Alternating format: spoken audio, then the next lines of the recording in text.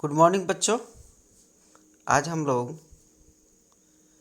भारतीय भूगोल में हमने 1 से लेकर के 50 तक क्वेश्चन करा दिया था। आइए उसके आगे अब हम लोग कुछ महत्वपूर्ण ऑब्जेक्टिव देखते हैं, जिसमें 51 नंबर क्वेश्चन है, नीली क्रांति ब्लू रिवोल्यूशन किससे संबंधित है। तो इसका करेक्ट आंसर हो जाएगा मछली उत्पादन से, ऑप्शन नंबर ए। ठीक है बच्चों, नेक्स्ट है, तारपीन की तेल कहाँ मिलता है। तारपीन का जो तेल निकलता है वो कहाँ मिलता है। हाँ, तो चीर के पेड़ से मिलता है, यह ऑप्शन नंबर बी होगा इसका करेक्ट आंसर। चीर के पेड़ से तारपीन का तेल निकाला जाता है। ठीक है बच्चों, नेक्स्ट है,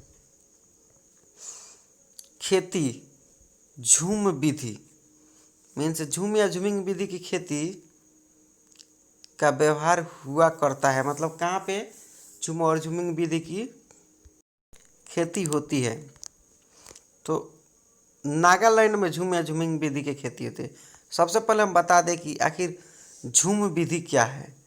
झूम विधि होता है कि जैसे जंगलों को काट करके फिर वहाँ पे हम लोग फसल उत्पादन करते हैं, फिर वहाँ पर जो भी उर्वरा शक्ति है वो समाप्त हो जाती है, तो फिर अगले फसल को काटते हैं और वहाँ पर उत्पादन करते हैं। फिर जब वहाँ की उर्वरा शक्ति समाप्त होती है, मतलब इसी तरह करके हम जंगलों को सफाया करके खेती करने के प्रक्रिया को झूम या झूमिंग विधि कहते हैं। भारत में कुल्लू घाटी है, कुल्लू वैली फार्मिंग किसकी खेती के लिए प्रसिद्ध है। तो ऑप्शन नंबर इसका सी हो जाएगा बच्चों, सेब के लिए। ऑप्शन नंबर सी इसका आंसर हो जाएगा। नेक्स्ट है, लौंग होता है। तो लौंग जो होता है ना बच्चों, इन चारों ऑप्शन में डी आंसर होगा, सूखे फूल का होता है। ठीक है, सूखा फूल जो बनता है ना वो सूख जाता है, उसी को क्लोव्स कहते हैं, लौंग कहते हैं, उसी से बनता है, सूखे फूल से। IR-20 और रत्ना दो प्रमुख किस्में होती है, तो ये धान की किस्में है बच्चों। इसमें ये जो किस्म है वो धान की किस्म है। ऑप्शन नंबर डी इसका आंसर हो जाएगा। वे 2 राज्य कौन से हैं जिनमें लौटते हुए मानसून के दौरान प्रायः साइक्लोन आते हैं।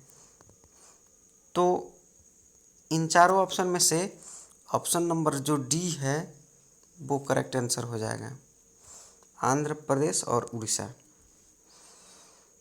कौन सा भारत का सबसे अधिक आर्द्र स्थान है। ह्यूमिड एरिया कहाँ मतलब सबसे ज़्यादा है, तो जहाँ पर बारिश होगा ना वही ना नमी स्थलीय होगा। जहाँ पे सबसे ज़्यादा बारिश होगा वहीं पे नमी ज़्यादा पाया जाता है। जैसे ऑप्शन नंबर डी को हम लोग देखेंगे, सबसे ज़्यादा बारिश होता है, मीन्स 24 घंटा में एक बार बरसना ही बरसना है। तो यही ऑप्शन नंबर डी इसका करेक्ट आंसर हो जाएगा। नेक्स्ट है, वायुमंडल में प्रायः गर्मी कहाँ से आती है। तो वायुमंडल में गर्मी अब देखेंगे, यहाँ पर सूर्य ताप होगा नहीं, चालन होगा नहीं, विकिरण होगा नहीं, संवहन होगा नहीं, तो होगा कौन। तो सूरज में गर्मी जो है विकिरण से, ऑप्शन नंबर सी इसका करेक्ट आंसर हो जाएगा, विकिरण विधि से आती है। भारत में सबसे अधिक कॉफ़ी उत्पादन करने वाला राज्य कौन सा है। तो ऑप्शन नंबर बी देखेंगे, कर्नाटक जो है सबसे ज़्यादा कॉफ़ी उत्पाद करता है। नेक्स्ट है, भारत में कपास का सबसे बड़ा उत्पादक राज्य है। तो सबसे ज़्यादा कपास कहाँ पाया जाता है, राजस्थान में। ऑप्शन नंबर सी इसका आंसर हो जाएगा। पौधे के किस भाग से हल्दी प्राप्त होता है। तो हम लोग हल्दी का क्या खाते हैं, जड़ खाते हैं। हल्दी के पौधे जो है भोजन बनाती है, उसकी पत्तियां जो है सबसे ज़्यादा भोजन बनाती है और फ्लोएम के माध्यम से अपने जड़ों में इकट्ठा करती है। जो भोजन बच जाता है उसे ले जाकर के जड़ों में संचित करती है। इसी प्रक्रिया के द्वारा हम लोग उसके जड़ को खाते हैं। टर्मरिक के जड़ हम खाते हैं। नेक्स्ट है बच्चों, नाबार्ड की स्थापना कब की गई? तो ऑप्शन नंबर इसका सी हो जाएगा, जुलाई 1982। 64 है, मध्य प्रदेश में अफीम की खेती किस जिले में होती है? तो मंदसौर एक जिला है मध्य प्रदेश का जहाँ पर अफीम की खेती होती है। इसका भी करेक्ट आंसर सी होगा। नेक्स्ट है, भारतीय दलहन शोध संस्थान कहाँ पाया जाता है? तो भारतीय दलहन शोध संस्थान जो है वो दिल्ली में है। ऑप्शन नंबर सी इसका करेक्ट आंसर हो जाएगा। सॉरी बच्चों, एक दिल्ली में नहीं हो सकता है, ये कानपुर में है। इसका correct answer option number B होगा।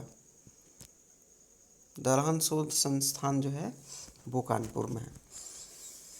गेहूं का सबसे बड़ा उत्पादक राष्ट्र कौन सा है? चीन जो है सबसे ज़्यादा गेहूं उत्पाद करता है। ऑप्शन नंबर सी इसका करेक्ट आंसर हो जाएगा। नेक्स्ट है, किस नदी से राजस्थान नहर इंदिरा गांधी नहर को निकाला गया है? तो इसका ऑप्शन नंबर सी होगा, आप लोग जानते ही होंगे। कौन से दो राज्य कावेरी जल विवाद से जुड़े हैं? तो इसका करेक्ट आंसर हो जाएगा ऑप्शन नंबर ए, कर्नाटक और तमिलनाडु। सरदार सरोवर परियोजना किस राज्य में निर्माणाधीन है, मतलब इनकम्प्लीट है? तो इसका आंसर हो जाएगा option number D, Gujarat. Bharatvarsh की सबसे लंबी नदी कौन सी है? तो गंगा है। और सबसे बड़ी नदी पूछता ना तो ब्रह्मपुत्र हो जाता है। भारत की सबसे लंबी नदी गंगा है और सबसे बड़ी नदी ब्रह्मपुत्र है, याद रखिएगा हमेशा। कहाँ भागीरथी और अलकनंदा मिलकर गंगा बन जाती है? तो आप लोग जानते ही हैं, देवप्रयाग में। ऑप्शन नंबर बी इसका होगा, देवप्रयाग में मिल करके गंगा बन जाती है। नेक्स्ट है बच्चों, दमनगंगा किस नदी का प्राचीन नाम है? तो इसका करेक्ट आंसर हो जाएगा ऑप्शन नंबर सी, दमनगंगा। इसको गोदावरी को बोलते हैं। और बिहार में दमनगंगा किसको बोलेंगे? कोसी को, क्योंकि ये हमेशा दमन ही करती है, नुकसान ही पहुंचाती है। मेघना धारा किन दो नदियों की सम्मिलित धारा है? तो इसका करेक्ट आंसर हो जाएगा गंगा और Brahmaputra, option number D. Next है, भारत की किस नदी को वृद्ध गंगा के नाम से जाना जाता है? तो ऑप्शन नंबर बी जो है, गोदावरी को वृद्ध गंगा के नाम से जानते हैं। भारत का सबसे बड़ा ज्वारनदमुख किस नदी के मुहाने पर स्थित है? तो इसका करेक्ट आंसर हो जाएगा ऑप्शन नंबर ए, हुगली नदी पर। इसका करेक्ट आंसर ए हो जाएगा। नेक्स्ट है, गोदावरी नदी का उद्गम स्थल कौन सा है? तो इसका करेक्ट आंसर हो जाएगा बच्चों option number A, Nashik. Ravi नदी का वैदिक नाम क्या है? तो प्ररुष्णवी इसका नाम है, ऑप्शन नंबर ए, रावी नदी का पुराना नाम है। वैदिक नाम है मतलब वेद में वर्णित है, वेद जो होता है ना उसमें लिखित है। भारतीय मरुस्थल की एक महत्वपूर्ण नदी है जिसका नाम है लूनी। ये राजस्थान की नदी है। ऑप्शन नंबर 1 करेक्ट आंसर हो जाएगा। ब्रह्मपुत्र नदी किस हिमनद से निकलती है? तो इसका करेक्ट आंसर हो जाएगा ऑप्शन नंबर डी, चेमायुंग डुंग से। इसका करेक्ट डी हो जाएगा। तिब्बत में सांगपो कहलाने वाली नदी कौन सी है? तो ब्रह्मपुत्र को तिब्बत में सांगपो कहते हैं। Option number B correct answer है।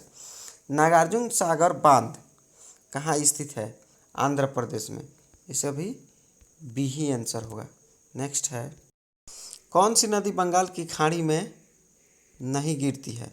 तो ताप्ती जो है आई आकार की घाटी में गिरती है, नर्मदा और ताप्ती। ऑप्शन नंबर सी होगा इसका। ये जो है बंगाल की खाड़ी में नहीं गिरती है। दुलहस्ती पावर स्टेशन किस नदी पर अवस्थित है? तो चीनाब नदी पर ये अवस्थित है। ऑप्शन नंबर बी होगा। किस नदी का उद्गम स्थल पॉइंट ऑफ ओरिजिन भारत में नहीं है? तो इसका करेक्ट आंसर हो जाएगा ऑप्शन नंबर डी, सतलज नदी का। तो बच्चों आज हम लोग इतना ही कर पाएंगे, फिर अगले दिन मिलते हैं नए लेसन के साथ। तब तक के लिए जय हिंद।